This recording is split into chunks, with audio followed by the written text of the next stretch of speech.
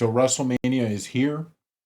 Tonight we're going to get to see what all of the buildup has been for, well, tonight and tomorrow. And we're going to see pretty plainly, will Cody Rhodes finish his story?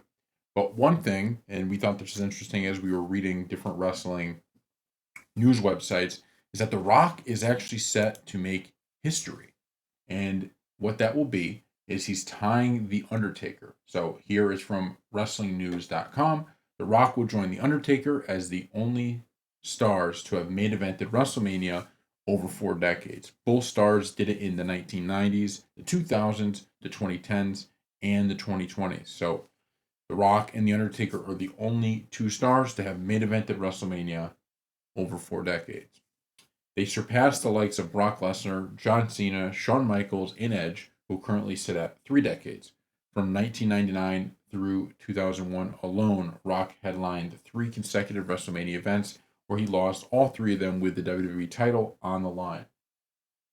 So, this is history for The Rock. I guess if he's still able to headline in the 2030s, then he will officially be the holder of this record, as it really is. Is it a record? Is it not? But I want to say this because The Rock, and this is all anecdotal, by the way, but The Rock is almost, like, uh, it's crazy to me because when I was younger watching wrestling, end of the Attitude Era into the early 2000s, The Rock leaving for Hollywood, and by the way, I perfectly admit that this was being a kid, right? But I was upset with The Rock, honestly, that he was leaving wrestling. The whole Hollywood Rock persona, all of that angered me so much as a kid, right? I'm sitting there watching this, and I was so angry, seeing The Rock leave WWE. I felt like it was a smack in the face to me, and I think part of that was actually by design by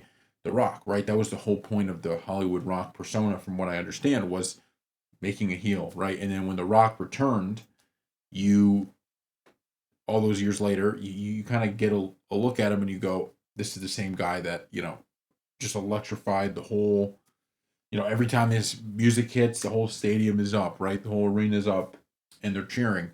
And now with him being back in, you could just feel that it's just different when The Rock is around. And it's not it's same thing with like Triple H. It's the same thing with The Undertaker. It's the same thing with Stone Cold. All of Shawn Michaels, all of these guys who were Attitude Era stars, or even some that came after. It's just different when they're in there because they come out of nowhere and they almost give, in some ways, like it's like the passing of the torch to the newer generation of wrestlers. Like, Cody Rhodes, Seth Rollins, Roman Reigns, just to name a few. These guys are stars now. They're mega stars, and um, you know, having The Rock inject himself into the storyline, into the Bloodline storyline, and be kind of honestly, as much of a heel as Roman Reigns is, The Rock is like the main heel, and he's such a heel, but at the same time, people can't even bring themselves to boo him all that much. So they boo him, but then they love what he's doing. So they're in this weird situation now of like, it's like,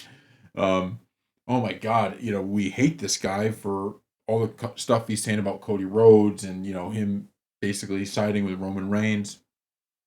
And then you love him because he's just so funny, right? And he's so good at his job. He's so good at what he does. So, that's kind of the main thing we took away when we read this, this article, and it had this fact in there. That's what we thought about. Is we thought about how The Rock is almost, it's tough to say that he's bigger than ever, because of course he is, after all these years, after going to Hollywood and he's involved in all these other things. But in terms of his character, it's tough to compete with the late 90s Rock or the early 2000s Rock. I mean, because this was wrestling at its peak, right? This is truly wrestling at its peak.